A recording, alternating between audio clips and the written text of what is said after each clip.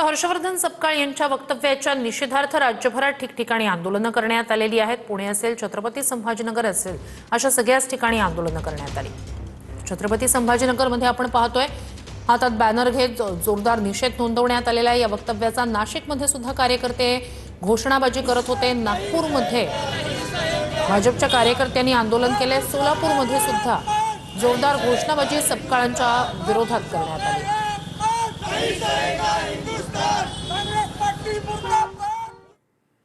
तर पंकजा मुंडेंच्या कार्यकर्त्यांकडून जीवे मारण्याची धमकी आल्याचा करुणा मुंडे यांनी आरोप केलाय।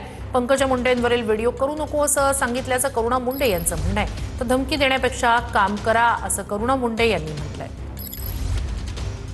करुणा मुंडेंनी पंकजा मुंडेंच्या कार्यकर्त्यांवर जीवे मारण्याची धमकी दिल्याचा आरोप केलाय। पंकजा मुंडेंच्या कार्यकर्त्यांनी फोन करून शिवीगाळ केली आणि धमकी दिली असा आरोप त्यांचा आहे।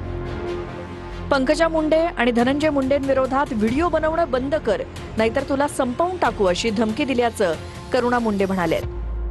दरम्यान मला धमकावण्यापेक्षा काम करून दाखवा असं आव्हान करुणा मुंडेंनी पंकजा मुंडेंना दिलंय।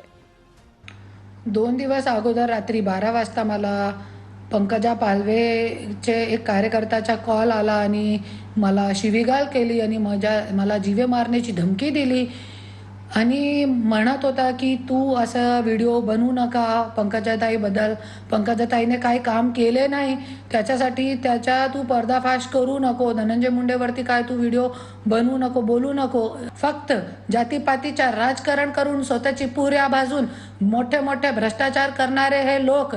चिक्कीचा घोटाळा केला होता, मोबाईलचा घोटाळा केला होता, माझ्या नवऱ्याने मला सगळं सांगितलेलं